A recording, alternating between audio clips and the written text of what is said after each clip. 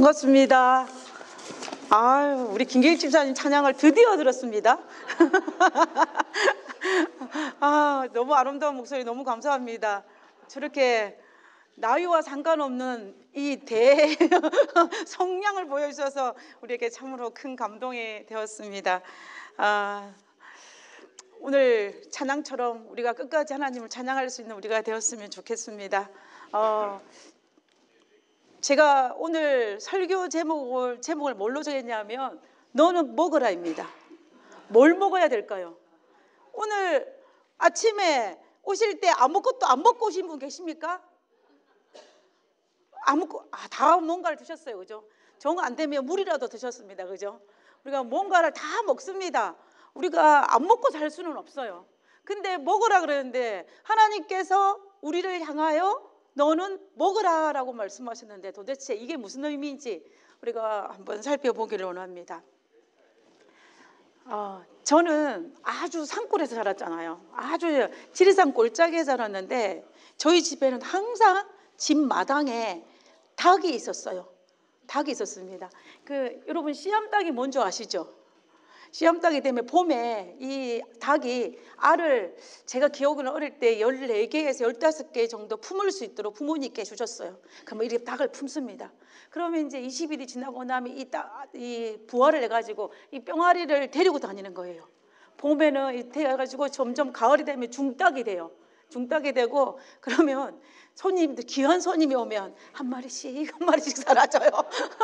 그런 가정에 자랐어요. 그래서 항상 저희 집에는 뭐가 있냐면 이 닭이 있었어요. 근데 저희 아버지가 굉장히 손재주가 좋으신 분이셨어요. 그래서 우리 아버지는 이 모든 것을 다 본인 손으로 지으셨어요. 저희가 살았던 집도 뼈대만 남겨놓고 나머지 것들은 다 저희 아버지가 지으신 거예요. 그리고 저희 집에는 동물들이 많았거든요. 이 닭부터 시작해가지고 소도 있었고 개도 있었고 염소가 있었어요. 항상. 근데 그 모든 동물들의 집들을 저희 아버지가 다 지으셨어요.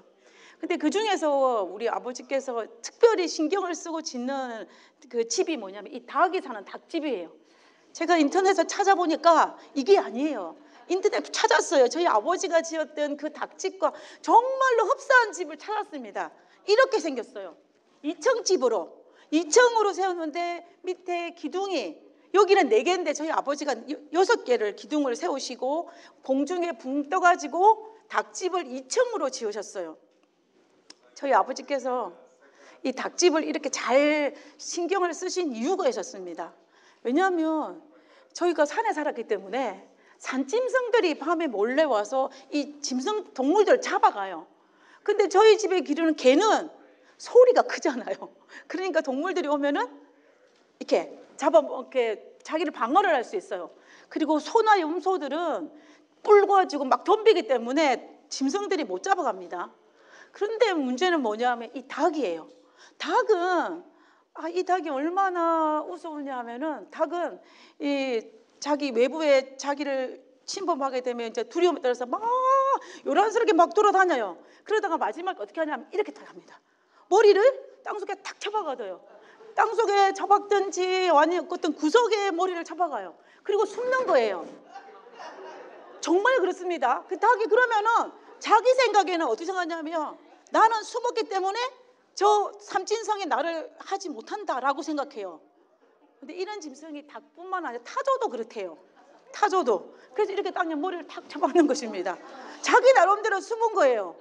그런데 산짐승 입장에는 어때요? 산짐승 입장에는 아이고야 나 잡아가라 라고 딱 있는 거예요. 그래서 이 산짐승들이 누구를 공격을 딱 하냐면은 이 닭을 공격을 해요.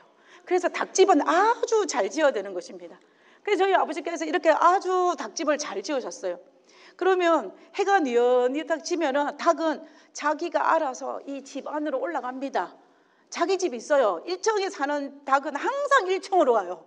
그리고 2층에 사는 닭은 항상 2층으로 갑니다. 그러면 저희들이 자기 전에 반드시 해야 될 일이 뭐냐면 닭문을 잠그는 일이에요. 이걸 안 잠그면 영락없이 그 밤에 산짐승에 돼가지고 이 닭이 사라져요. 그래서 저희들은 이 닭집이 어디에 있냐면 저희 집 안방 문을 딱 열면 바로 앞에 그 닭집이 있었어요. 안 까먹으려고. 그래서 안방 문을 열면 저 멀리 마당 끝에 딱 닭집이 딱 버티고 있었습니다. 그래서 이제 저희들은 해지기 전에 반드시 해야 될 일이 닭문을 잠그는 일이었어요. 그래서 우리가 이렇게 닭은 이런 외부에서 침입이 오면 자기를 보호할 능력이 없기 때문에 이런 일이 발생하는 거예요. 그래서 우리가 뭐라고 하냐면 닭형은 자기 외부에 어려움이 닥치며 머리를 박는 것입니다. 이게 닭형이에요. 우리 인간들 중에도 우리 사람들 분류할 때도 이 닭형 인간이 있어요. 어떤 어려움이 닥치고 힘든 일이 닥치면은 그것을 해결하려고 하는 것보다는 무조건 피하고 보고 이런 형이 있습니다. 그걸 갖다 우리 닭형 인간이라고 그래요. 근데 그와 반대로 독수리는 달라요. 독수리는 비바람이 치고 폭풍이 치면은 그 폭풍과 맞서서 날갯짓을 해서 올라갑니다. 그리고 안전지대로 날아가가지고 자기가 안착을 해요. 그래서 우리가 어려움이 닥치고 힘든 일이 닥치면 그것을 헤쳐나가는 사람들, 그런 사람을 독수리형이라고 그래요. 독수리형. 그래서 우리가 자, 닭형과 독수리형 어떤 게 더 좋을까요? 독수리형이 좋죠. 우리 서양 속담에 거센 북풍이 바이킹 배를 만들었다는 그런 속담이 있어요. 그래서 우리가 힘들고 어려운 일이 발생하면 그것으로 계기로 뭔가가 발전한다는 이야기예요. 발전해서 더 좋은 게 만들어지는 거예요. 아무 문제가 없으면요 발전을 할 수가 없어요. 어떤 문제가 발생했는데 그 문제를 극복하기 위해서 더 좋은 것들이 발생하게 되는 것입니다. 근데 우리도 마찬가지. 우리가 살아가다 보면 어려운 일이 닥칠 때 이거를 어떻게 잘 극복하느냐, 아니면 내가 숨느냐, 이거는 우리의 몫이거든요. 근데 사실 솔직히 해서 누가 닭형처럼 살고 싶은 사람이 누가 있나요? 피하고 싶고 도망가고 싶은 사람이 누가 있나요? 가만히 앉아서 생각해 보면 아무도 없어요. 그런데 우리가 막상 그런 상황이 닥치면 나도 모르게 닭처럼 머리를 저렇게 땅에 쳐박는 것입니다. 자기만 편안하다고 생각해요. 그러나 아닌 것이죠. 그래서 이런 상황 속에서 우리가 어떻게 이 모든 문제를 해결할 수 있을 것인가? 우리가 닭형이 되지 아니하고 어떻게 하면 독수리형처럼 이 나에게 문제가 닥쳤을 때 이것을 헤쳐나갈 수 있을 것인지를 우리가 오늘 에스겔서를 통하여서 한번 살펴보기를 원하는 것입니다. 자, 에스겔. 이 에스겔을 통하여서 우리에게 닥친 이 시련을 어떻게 극복할 수 있을 것인가? 그리고 이것을 극복하고 우리가 어떻게 행복한 그리스도인으로 살아갈 수 있을 것인지를 우리가 에스겔서를 통해서 한번 살펴보기를 원하는 것입니다. 여러분, 에스겔서는 좀 쉬운 책이 아니에요. 좀 어려워요. 다니엘서나 요한계시록처럼 이상들도 많고 환상도 많고 여러 가지, 또 특별히 에스겔은 몸으로 하나님의 메시지를 전달하기 때문에 그 내용들이 복잡하고 어렵습니다. 그래서 오늘은 제가 이 에스겔이 받은 이 메시지에 대해서 포인트를 맞추고 싶은 게 아니고, 이 에스겔 선지자가 어떻게 자기가 그 당한 환난 속에서 하나님께서 가르친 비결을 통하여서 그것을 어떻게 극복하였는지, 그리고 그것을 극복하고 어떻게 행복한 그리스도인이 되었는지를 오늘 이 시간에 한번 살펴보기를 원하는 것입니다. 우리가 성경에서 볼 때에 이분이 누구냐면 이사야 선지자예요. 이사야 선지자를 무슨 선지자라고 합니까? 이사야 선지자를 우리가 뭐라고 이야기하냐면요, 희망의 선지자라고 이야기해요. 그리고 예레미야 선지자를 우리가 눈물의 선지자라고 이야기합니다. 이게 그냥 앞에 붙는 수식어예요. 그러면 여기 등장하는 에스겔 선지자를 우리가 어떤 선지자라는 별명을 붙이냐 하면은, 이 에스겔 선지자는 환상과 비전의 선지자라고 이야기해요. 환상과 비전의 선지자, 이게 별명입니다. 희망의 선지자, 눈물의 선지자, 환상과 비전의 선지자라고 이야기하는데, 우리가 이것을 볼 때에 이사야 선지자는 미래에 닥칠 일들을 하나님께부터 계시를 받아가지고 미래에 닥칠 일이에요. 그것을 가지고 희망을 전한 선지자가 바로 이사야 선지자입니다. 이사야 선지자, 미래에 남방유다에 이러이러한 일이 있을 것인데 그것을 보고 희망을 말한 선지자라는 거예요. 그 다음에 이제 이 눈물의 선지자인 예레미야는 지금은 닥치지 않았는데 언제 닥쳐요? 조금만 있으면 닥칠 그 메시지를, 그 상황을 두고 눈물로서 하나님께 통곡하고 눈물로서 이스라엘 백성들에게 통곡했던 선지자가 바로 이 예레미야 선지자입니다. 그러면 에스겔 선지자는 뭐냐면 지금 현실로 닥쳤어요. 이거는 미래에 일어날 일도 아니고, 그리고 조금 있다 일어날 일도 아니고, 지금 내 상황 속에서, 내 현실 속에서 일어난 일 속에서 그가 하나님께 받은 메시지를 전하는데, 그가 어떤 사람이에요? 환상과 비전을 제시한 전자라 그래서 우리가 환상과 비전의 선지자라고 이야기하는 것입니다. 자, 그러면 이 에스겔 선지자가 도대체 어떤 상황이었는지를 한번 살펴볼 필요가 있는 것 같아요. 이 에스겔 선지자가 살았던 시대는 지금 남방 유다가 패망을 했습니다. 나는 바벨론의 포로로 잡혀간 상황이에요. 현실로 닥친 거예요. 지금 현실적으로. 자, 여기 한번 보겠습니다. 에스겔 선지자는 제사장이에요. 제사장 지파 사람들입니다. 제사장 지파인데 남방 유다가 멸망할 때에 활동했던 선지자인데, 자, 여기 보면 이 바벨론이라는 나라가 남방 유다를 3번을 침공해서 나라를 완전히 망하게 만들었어요. 첫 번째 침공해가지고 돌아갈 때 빈손으로 돌아가는 것이 아니라 많은 전리품도 챙길 뿐만 아니라 포로로 잡아갔어요. 첫 번째는. 그때 대표적으로 포로로 잡혀간 사람이 누구냐면 우리가 너무나 잘 알고 있는 다니엘과 세 친구들이에요. 605년에.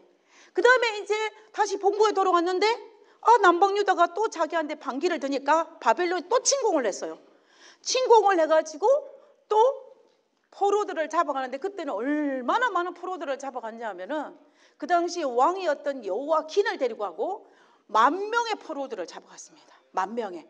그 10,000명의 포로를 잡아가는 사람들 중에 한 명이 누구냐면은 에스겔이었어요. 에스겔이 포로로 잡혀갈 때 나이가 25세. 우리 현민이가 몇 살이에요?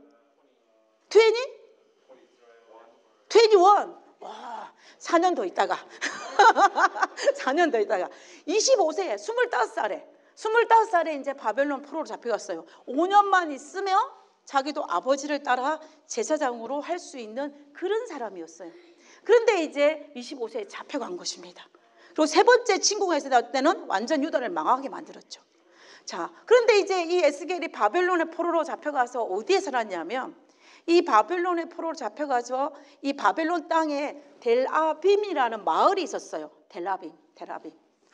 발음이 좀 안 좋은데 델아빔이라는 마을이 있었는데, 그 마을이 포로로 잡혀갔던 유대인들이 살고 있는 마을이었어요. 그래서 그 마을에서 살았어요. 그 마을에 산지 5년이 지났을 때, 다시 말하면 바벨론으로 포로로 잡혀간 지 5년이 지났을 때 하나님께로부터 선지자로 부름을 받았어요. 자, 그러면 에스겔이 몇 살이에요? 30살에 잡혀갔어요. 30살에 제사장으로 부름을 받은 거예요. 우리가 이 구약에서는 30살이 되면은 공개적으로 이제 사역을 시작할 수가 있어요. 그래서 30살이 되면 제사장으로 활동을 할 수 있는데, 그 30살에 제사장으로 활동할 수 있는 그 시기에 본인이 하나님의 선지자로 부름을 받은 사람이 바로 누구냐면은 에스겔이었던 거예요. 그래서 에스겔의 상황이 지금 어때요? 포로로 잡혀갔죠. 나라는 망해가죠. 이 선지자로 부름을 받았을 때는 망하진 않았어요. 근데 망해가요. 그리고 선지자로 부름을 받았을 때 하나님께서 유다가 망하는 그 메시지를 계속 주셨어요. 그걸 고스란히 받았던 선지자가 뭐냐면은 에스겔이에요. 그래서 에스겔은 미래에 닥칠 일이 아니고, 조금 있으면 닥칠 일이 아니라 지금 당하고 있는 선지자, 지금 고통을 당하고 지금 어려움을 당하고 지금 힘든 그 시기를 넘어가는 선지자가 바로 에스겔 선지자라는 것을 우리가 알 수가 있다라는 것입니다. 자, 그러면은 30세가 되었을 때 그때 선지자의 부름을 받는데, 이 시기가요, 시기적으로 봤을 때 우리가 지금 구약에 있는 성경적 지식을 총망라해서 보면은 이때가 언제냐면 다니엘 3장에 두랍팽지에 금신상을 세우잖아요. 그 세운 그 다음에예요. 에스겔이 선지자 부름을 받았을 때는. 그리고 이 남방 유다가 멸망하기 몇 년 전이냐면은 6년 전이에요. 조금만 있으면 멸망해. 그 시기에 에스겔이 하나님의 선자로 부름을 받았다라는 것을 알 수가 있습니다. 자, 그러면 그때에 우리가 에스겔서를 보면 1장부터 3장 11절까지 하나님께서 에스겔 선자를 부르시는 장면이 나와요. 부르시는 장면이 딱 나오는데, 그 부르시는 장면 속에서 특별히 하나님께서는 에스겔 선자가 선자의 사명을 감당해가는 것이 얼마나 어려운지를 아시고 그 상황을 설명하시고 그에게 사명을 주시면서 그 모든 것을, 어려운 선자의 사명을 감당할 수 있는 비결을 말씀해 주시는 장이 1장부터 3장에 나와 있어요. 나와 있습니다. 그리고 이제 우리가 이 그림은 에스겔서 1장에 내 생물을 통하여서 여호와의 임재의 이상을 에스겔 선자가 본 거예요. 본 모습입니다. 그것을 한 장의 그림으로 그려놓은 거예요. 성경을 보고 그려놓은 그림이 이 그림입니다. 내 생물들이 여호와의 임재가 있는 걸 보고 에스겔이 어떻게 했어요? 야, 이 하나님의 임재 앞에 정말 머리를 숙이고 엎드려가지고 하나님 앞에 얼굴을 땅에 대고 엎드렸다 그랬어요. 그때에 하나님께서 에스겔을 부르시는 장면이 나옵니다. 그 성문을 한번 보겠습니다. 자, 에스겔 2장 3절과 4절에 있는 말씀입니다. 1장에 그 이상을 보여주시고 이제 엎드리니까 하나님께서 말씀하시는 거예요. 내게 이르시되 인자야. 에스겔서에서 인자는 에스겔을 의미하는 거예요. 인자. 우리가 신약에 넘어서 인자는 예수님을 이야기하지만 이게 아니고 여기서는 인자는 에스겔입니다. 그래서 이르시되 에스겔아 이 말이에요. 인자야, 내가 너를 이스라엘 자손 곧 패역한 백성, 나를 배반한 자에게 보내노라. 내가 선지자로 보낸다는 이야기입니다. 그들과 그 조상들이 내게 범죄하여 오늘날까지 이르렀으니. 자, 그 다음에 4절에 보면 이 자손은, 이 이스라엘 백성은 어떤 백성이냐면 얼굴이 뻔뻔하고 마음이 굳은 자니라. 내가 너를 그들에게 보내노니 너는 그들에게 이르기를 주 여호와의 말씀이 이러하시다 하라. 하나님의 말씀을 전하라 이 말이에요. 그러면서 3장 7절에 뭐라고 말씀하시냐면은, 그러나 이스라엘 족속은 이마가 굳고 마음이 굳어 내 말을 듣지 아니하리니 이는 내 말을 듣고자 아니함이라. 그래서 결과적으로 이것을 볼 때 하나님께서 에스겔 선지자에게 복음의 기별을 전하는 대상에, 선지자의 사명을 감당해야 할 그 대상이 누구냐면 이스라엘 백성이라는 거예요. 이방인도 아니고 바벨론의 포로로 같이 잡혀온 이스라엘 백성들이라는 것입니다. 근데 바벨론 사람들이 포로로 잡아갈 때 아무나 안 잡아갔어요. 똑똑한 사람 잡아갔습니다. 기술이 좋고 똑똑하고 뭔가 눈에서 반짝반짝 빛이 나는 사람, 그 상류계층 사람들이에요. 근데 우리가 거슬러 올라가면 남방 유다가 멸망할 때 그들이 하나님께 반기를 들었어요. 그래서 유다가 망한 거였거든요. 그러니까 한마디로 말하면 그들은 뭐냐면 하나님께 반기를 든 자들이에요. 지식적으로는 똑똑할지 모르지만 영적으로는 하나님께 반기를 든 자들이 바벨론의 포로로 잡혀와 있는 것입니다. 그들에게 하나님의 기별을 전하는 것입니다. 그래서 보면은 첫 번째는 패역한 백성의 특징이 범죄한 백성입니다. 그리고 얼굴이 뻔뻔하고 마음이 강팍한 백성이에요. 그리고 조금 전에 했던 그 성역절입니다. 내 말을 듣고자 아니하는 백성. 네가 아무리 말을 전해도 어떻게 한다? 너의 말을 귀담아 듣지 않는 백성이라는 거예요. 자, 여러분, 이런 것을 전할 때에 그 마음이 어떠했을까요? 이 에스겔이 어떻게 했다고 여러분 생각하십니까? 남자는 칭찬을 먹고 자라고 여자는 사랑을 먹고 자란대요. 맞습니까? 근데 사실 가만히 생각해 보면요, 칭찬과 사랑은 똑같은 말이에요. 사랑하지 않은데 칭찬할 수 없고 칭찬하는데 사랑하지 않을 수가 없어요. 두 개가 같은 거예요. 그래서 결과적으로 우리 인간은 누구로부터 인정받고 누구로부터 이해받으면서 살아가는 존재예요. 혼자 못 사는 이유가 서로 이해하고 서로 인정해 주면서 그 에너지를 받아서 우리는 담대히 살아가는 것입니다. 그런데 에스겔 선지자는 어떻게 해요? 아무도 자기를 이해해 주는 사람이 없어. 말을 해도 알아듣지를 못해. 패역하고 범죄한 백성, 얼굴이 뻔뻔한 백성, 말을 하나님의 메시지를 듣지도 않을 백성이에요. 그러니까는 에스겔 선지자는 외로워요. 아무도 자기를 이해해 주지 않고 아무도 자기를 인정해 주지 않은 그 외로움을, 그 포로된 상황 속에서 그 기별을 전한 선지자의 사명을 가진 자가 바로 에스겔이었다라는 것입니다. 하나님께서는 그걸 아시고 에스겔에게 그 상황을 설명하고 계시는 것을 볼 수가 있습니다. 그래서 하나님께서 뭐라고 하냐, 하나님이 이 상황을 알았어요. 에스겔이 전할 밭을, 선지자의 사명을 감당해야 할 한마디로 목회밭이 어떤지를 아셨어요. 그래서 하나님께서 에스겔에게 요구한 것은 대단한 걸 요구한 것이 아닙니다. 여러분 보세요. 모세는 하나님께서 모세를 딱 부르시고 난 다음에 그에게 주어진 사명이 뭐였어요? 이스라엘 백성들을 출애굽시켜서 가나안 땅으로 데려가는 것이 모세의 사명이었습니다. 그리고 사도 바울은 뭐예요? 사도 바울은 이방인들에게 빛을 전하는, 복음을 전하는 사명을 가진 자가 바울이에요. 그런데 하나님께서는 에스겔 선지자에게 어떤 사명을 주셨냐 하면 이렇게 해요. 그들은 패역한 족속이라 그들이 듣든지 아니 듣든지 그들 가운데 뭐가 있음을? 선지자가 있음을. 그들에게 무슨 말이에요? 한마디로 말하면 네가 복음을 전해가지고 그들이 변화되는 거 기대하지 않는다. 너희가 복음을 전해서 그들이 뭐 변화되고 영적으로 감동을 받아서 이렇게 하는 걸 바라지 않고 단지 뭐 하기만 해라? 선지자가 있음을 알려주기만 해라. 한마디로 저쪽 마을에 가면 하나님의 선지자가 있어, 이 소리만 들리게 하라는 것입니다. 그것이 에스겔 선지자의 사명이에요. 우리가 이 말씀을 통해서 에스겔이 선지자의 사명을 감당할 때 얼마나 외롭겠습니까? 얼마나 외롭겠어요. 저희 부부가 어느 교회에서 목회를 하는데 아무도 우리를 안 좋아해. 아무도 안 좋아해요. 좋아하기는 고사하고 맨날 블레임하고 맨날 안 좋게 이야기하고, 이렇게 한다면 저희들이 사역을 할 수 있겠습니까? 할 수가 없죠. 저는 그때 목회를 그만둬야 되나 생각할 거예요 아마. 그죠? 그렇지 않겠습니까? 지금 그 상황이에요. 그 상황인데 하나님께서 에스겔 선지자에게 한 말이면 그들은 듣든지 안 상관없이 너는 뭐 하기만 해라? 선지자가 있음을 알려주기만 하라고, 그 이야기를 지금 하고 계시는 우리가 모습을 볼 수가 있다는 것입니다. 자, 그런데 이런 상황에서 엘리야는 어떻게 해요?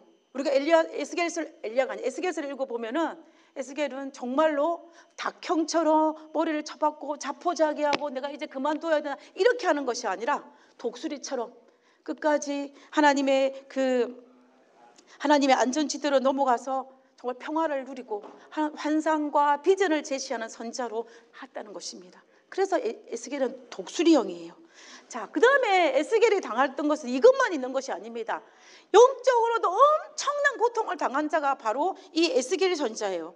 에스겔이 선지자 부름을 받고 난 그 다음에 1년 정도 지났을 때 어떤 이상을 하나님으로부터 받냐면은 예루살렘에 있는 그 여호와의 성전에서 여호와의 영광이 떠나는 장면을 봤어요.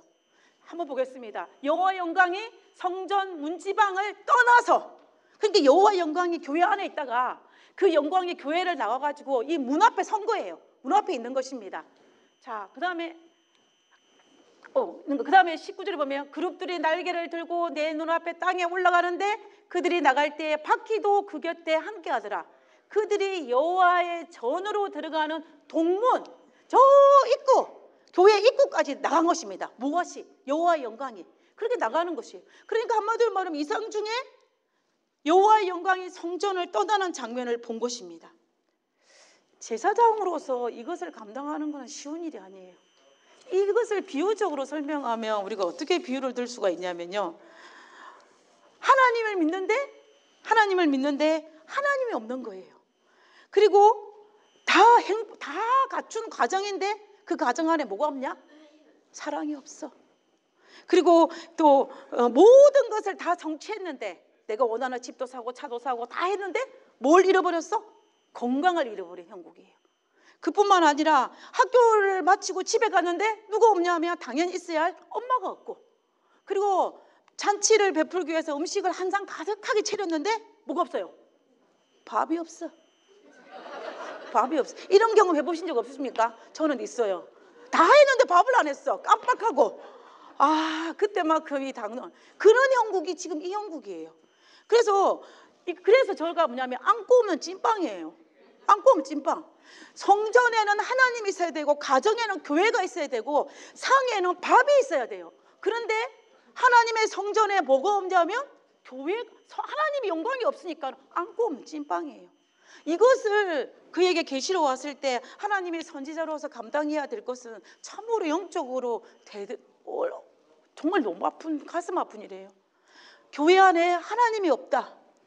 사람은 있는데 하나님이 없는 교회를 다니는 것은 그것만큼 힘든 상황이 없습니다. 근데 지금 에스겔 선지자가 영적으로 그것까지 감당해야 될 상황이 바로 에스겔 선지자의 상황이었다라는 것입니다.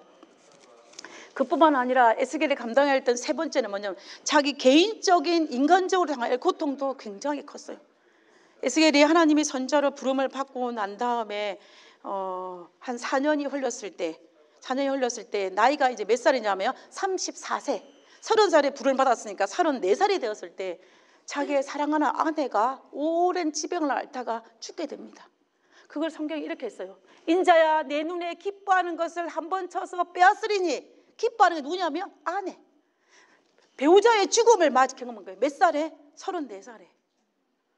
근데 문제는 뭐예요? 그럼 여러분들 가슴 아파요, 안 아파요? 제가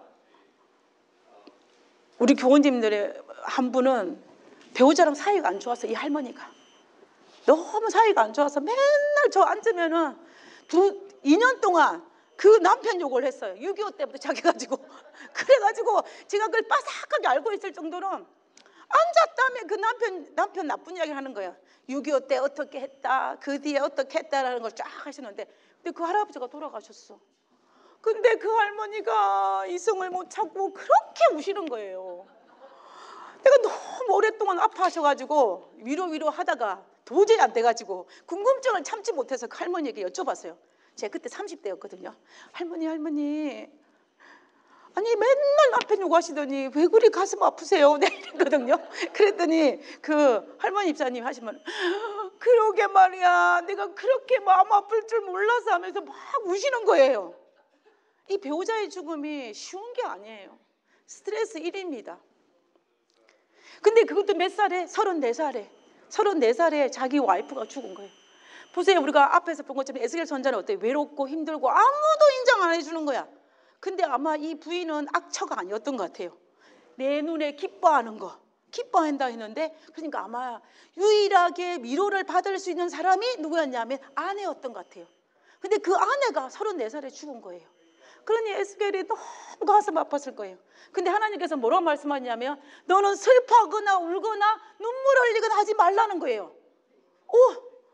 지금 슬퍼 죽겠는데 이걸 하지 말래요. 왜 그랬을까? 지금 와이프가 죽었던 그 날짜, 그 연도가 성경에 기록되어 있는데, 그 날이 무슨 날이냐면 바벨론이 유다에 가가지고 세 번째 예루살렘 성전을 포위했을 때예요. 이 계기로 망합니다. 그러니까는 결국은 이 말의 의미가 뭐냐면, 에스겔아, 지금 네 와이프가 죽은 거는 정말 가슴 아픈 일이 하지만 그것보다 내 조국이 망하게 됐으니까는 이 슬픔은 작더라, 아무것도 아니라는 거예요. 그러니까 너는 뭐 하지 말라? 울거나 슬퍼하거나 눈물 흘리지 않음으로 말미암아 이스라엘 백성들에게 메시지를 전달하는 것이 몫이라는 거예요. 그래서 울지 말라는 것입니다. 그러니까 이 에스겔 선지자가 얼마나 힘들었겠습니까? 예레미야는 결혼을 한 번도 안 했어요. 예레미야는 결혼도 한 번도 안 해서 외롭게 상한 선지자였다면, 에스겔은 34살에 부인이 죽었으니 누가 더 힘든 삶을 살았을까요? 그는 맡기겠습니다. 사람마다 다를 거니까. 어찌됐든 간에 에스겔 선지자는 그가 가질 수 있는 모든 이런 상황 속에서 이런 걸 경험했다는 거예요. 자, 근데 제가 오늘 말씀드리고 있는 것은 지금부터가 이제 메인이에요. 제가 이 말을 하기 위해서 앞에 장황하게 설명을 했습니다. 에스겔이 이렇게 힘들고 이렇게 어렵고 외로운 상황 속에서 그럼에도 불구하고 어떻게 이렇게 독수령이 될 수 있냐는 거예요. 그런 상황에서 어떻게 환상과 비전을 전하는 선자의 별명을 가질 수 있을 만큼 그런 당당한 하나님의 선자의 사역을 감당했느냐라는 것이 우리가 배워야 할 몫이라는 것입니다. 도대체 어떻게? 하나님께서 에스겔 선지자를 딱 부르실 때 에스겔이 어떤 상황에 처할 것인지를 아셨어요. 아셨습니다. 그래서 하나님께서 어떻게 하셨냐면은 그 모든 것을 극복할 수 있는 비결을 부르실 때 말씀하셨어요. 부르실 때. 자, 그것을 한번 살펴보겠습니다. 하나님이 가르쳐주신 비결이요. 하나님이 에스겔에게 가르쳐준 비결입니다. 인자야, 내가 내게 이르는 말을 듣고 그 패역한 족속까지 패역하지 말고 내 입을 벌리고 내가 내게 주는 것을 뭐하라? 먹어라. 너는 먹으라 한 것입니다. 하나님이 에스겔에게 너는 먹으라는 거예요. 그럼 도대체 뭘 먹어라?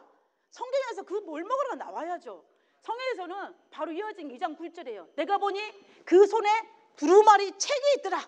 하나님께서 먹으라고 줬는데 그게 딱 보니까 뭐가 있냐면 이 성경책이 있는 거예요. 성경책이 딱 있는 것입니다. 그래서 그 성경책을 내어 먹으라는 거예요. 이 먹으라는 말씀을 한 번 하신 게 아니에요. 하나님께서 에스겔을 부르실 때 이 먹으라는 말을 계속 반복하여 말씀하십니다. 3장 1절에 너는 받아 먹어라. 2장 8절에도 말했잖아요. 먹으라고 했잖아요. 그죠? 그 다음에 3장 2절에도 내가 입을 벌리니 그가 그 두루마리를 내게 먹이심에 누가 먹였어요? 하나님께서 에스겔 선지자 입에 넣어줬어요. 넣어줬습니다. 3장 3절에 그런데 그걸 먹는데 조금 먹으라는 게 아니에요. 많이 먹으라는 것입니다. 내 창자에 어떻게 하라? 가득 채우라는 거예요. 여러분 밥을 먹다가 배고픈데 숟가락을 놔야 되는 상황이 있으면 어때요? 기분이 안 좋아. 다 먹어야지. 배가 불러야지. 하나님께서 에스겔 선지자에게 다 먹으라는 거예요. 배가 가득 찰 대로 포만감이 있을 만큼 가득 먹으라는 것입니다. 뭐를? 말씀을. 내가 그래서 어떻게 했어요? 에스겔이 먹었어요. 에스겔은 먹었습니다. 하나님이 먹으라 말씀하셨는데 에스겔이 그것을 먹었다라는 것입니다. 먹었던 거예요. 그때에 하나님께서 이것을 통하여서 정말로 놀라운 변화가 그의 삶에 일어나는 것을 그가 발견하게 되는 것입니다. 근데 문제는 뭐냐면 성경책에 이게 성경에 있으면 하나님께서 에스겔 선지자에게 먹으라는 그 말씀의 내용이 뭔지를 우리가 알아야 되잖아요. 내용이. 우리가 예수님께서 탄생하실 때의 그 탄생의 기쁜 소식은 복된 소식이라 그랬어요. 그죠? 근데 에스겔이 먹은 그 말씀은 어떤 말씀인지가 성경에 나와 있어요. 깜짝 놀랐습니다. 여기 2장 10절이에요. 내가 그것을 내 앞에 펴보니 하나님께 두루마리 줬는데 그것을 펴보니 그 안에 어떤 내용이 있냐면 그 위에 애가와 애곡과 재앙의 말이 기록되었더라. 이야, 하나님께서 먹으라 주신 그 말씀의 내용이 기껏해 애가와 애곡과 통곡이야. 그것을 먹었다는 거예요. 그것을 먹으라고 하나님께서 주셨다라는 것을 보십니다. 우리가 그런데 이 말씀을 먹고 에스겔이 에너지를 받았잖아요. 그러면 우리가 그것을 이해할 필요가 있어요. 근데 이것을 이해하기 위해서는 에스겔의 구조를 봐야 됩니다. 구조를 살펴보면 에스겔의 구조를 아주 간단하게 살펴보면 1장부터 24장까지 유다의 멸망에 대한 예언이에요. 그러니까 한마디로 애가와 애곡과 통곡입니다. 이게 구조예요. 그러면 중간 부분에는 33장과 48절에는 이게 바뀌었네. 25장과 32장에는 열국에 대한 심판이 나와요. 심판. 이거는 무슨 말이냐면 유다를 괴롭혔던 그 나라를 심판하는 것입니다. 그리고 끝부분에는 이스라엘의 회복이에요. 애가와 애곡을 저었지만 마지막에는 그것 때문에 뭐가 일어났다는 거예요? 회복이 일어난다는 거예요. 그래서 결과적으로 에스겔 선지자가 애가와 애곡과 통곡의 말씀을 읽었지만 그것을 통하여서 하나님께서 마침내 회복하고 구원을 한다는 것을 알았어요. 그래서 에스겔이 깨달은 것입니다. 하나님이 진심을 깨달은 거예요. 지금은 내가 애통하고 애곡하지만은 이런 애통하는 것은 무엇을 이루기 위한 것이다? 구원과 회복을 이루는 것이다. 그걸 알았던 거예요. 다시 말하면 나에게 이렇게 힘들게 한 거는 나중에 더 좋은 것을 주시기 위한 하나님의 진심을 에스겔이 알았다라는 것입니다. 우리가 부모가 자식을 교육할 때에 어린 자식들이 부모의 마음을 이해를 하면 부모가 자기를 엄하게 해도 상처를 안 받아요. 오히려 감사하지. 근데 부모를 잘못 알고 이해를 못하면 어떻게 됩니까? 반기를 들어. 반기를 드는 것입니다. 지금 에스겔 선지자는 하나님의 진심을 알았어요. 내가 지금은 애곡과 애통과 고난과 연속이지만 이것은 나중에 더 큰 회복과 구원을 이루기 위한 하나님의 큰 그림, 진심이라는 것을 알았기 때문에 그 말씀을 읽고도 어떻게 했다? 그가 순종할 수 있는 것입니다. 그래서 진짜로 아니 죽음 앞에서도 울지 말라니까 에스겔이 안 울었어요. 여호와 영광에 떠나가는 걸 봤지만 그는 여전히 하나님을 바라보았습니다. 그뿐만 아니라 그런 지독한 외로움 속에서도 여전히 환상과 비전을 전한 선지자로 남아 있었다라는 것입니다. 그래서 에스겔은 참 행복자예요. 우리가 성경에서 그럼 에스겔이 어떻게 행복했다는 증거를 찾아야 되잖아요. 증거를 찾아야 돼요. 자, 보겠습니다. 이 2장 3장 3절이죠. 끝부분에 보세요. 체온이 내가 먹으니, 내가 여기 누구예요? 여기서 내가 에스겔이 먹으니, 이 말씀을 애가와 애곡과 애통이 있는 이 말씀을 먹으니까 그것이 내 입에는 꿀같이 달더라. 하나님의 진심을 알지 못하면 이 말씀이 나올 수가 없어요. 하나님이 진심을 알기 때문에 지금 내가 애가와 애통과 읽지만은 뭐한다? 꿀같이 달았다라는 이야기인 것입니다. 하나님의 말씀을 잘 먹고 제대로 먹고 풍만하게 먹으니까 그 마음을 알아서 그 말씀이 꿀같이 달았다라고 이야기하는 것입니다. 여러분, 내 입에는 꿀같이 달더라. 이 경험을 해보신 적이 있으십니까? 있으시죠? 제가 20대 때 하나님을 개인으로 영접하고 이 경험을 했어요. 그때는 밥을 안 먹어도 배가 불러. 밥을 안 먹어도 배가 불러. 지금도 그 느낌을 잊을 수가 없어요. 그리고 30대는 제가 내 입에 달기가 꿀 같다는 이 느낌을 뭐였냐면, 지금도 나를 영광스러운 곳으로 인도하고 있다는 사실에 대한 감사하는 마음이 생겼어요. 지금도 나를 영광스러운 곳으로 인도하고 있다는 감사. 그리고 30대가 되었을 때는 30대 후반기 될 때 어떤 마음이 드냐면, 힘든 상황이 나에게 딱 닥쳤어요. 닥쳤으면 그래도 하나님께서 여전히 나를 영광스러운 인도한다는 그 마음에 확신이 들더라고요.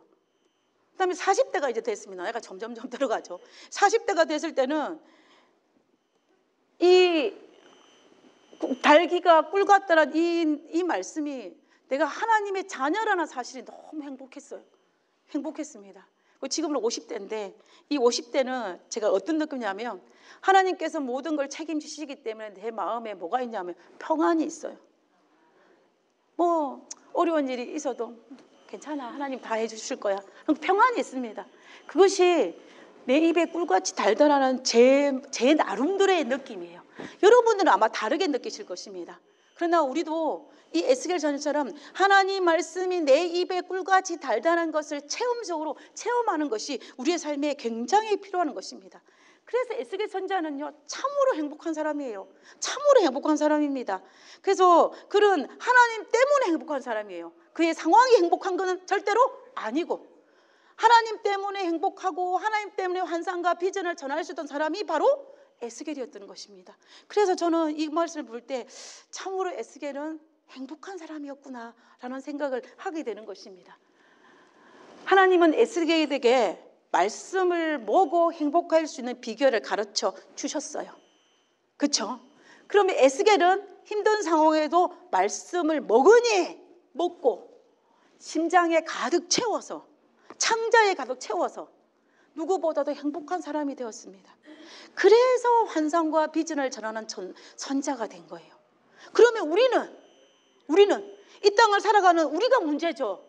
그죠? 옛날에 살았던 에스겔이 문제가 아니라 사실은 지금 이 시대를 2023년도를 살아가고 있는 우리들이 문제예요. 우리가 살아가는 세상이 만만합니까? 모든 것이 에브리띵 오케이예요?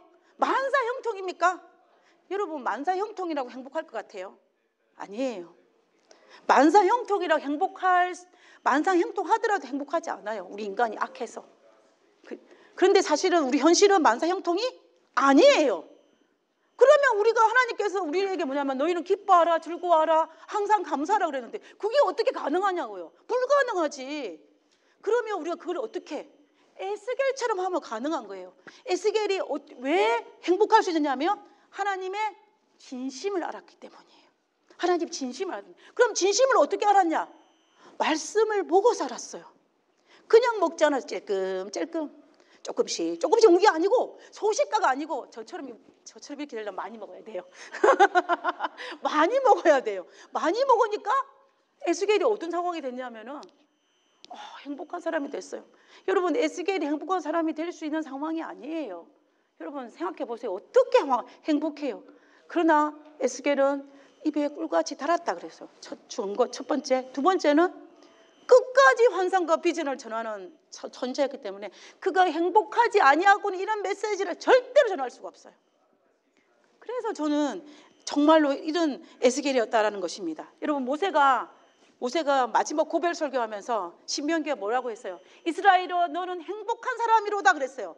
왜 행복한 사람이냐면 여호와의 구원을 너같이 얻은 백성이 누구냐? 그는 너를 돕는 방패시오 내 영광의 칼이라 그랬습니다. 그럼 결과적으로 모세가 이스라엘 백성들에게 말하는 행복한 이유가 뭐냐면 너희가 하나님 있는 백성이기 때문에 행복하다는 거예요.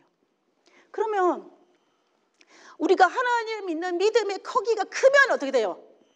행복지수가 높아져. 근데 믿음이 작으면 행복지수가 낮아져요. 이건 비례적입니다. 비례적이에요. 모세가 왜 행복하냐? 너가 돈이 많아서 가나안 땅에 들어가서 하나님 믿는 백성이기 때문에 행복자라 그랬어요. 그래서 우리가 하나님을 믿는 믿음이 크면 클수록 우리는 더 많이 행복하다. 그럼 더 많이 행복하기 위해서는 뭐 해야 된다? 하나님의 진심을 알아야 된다.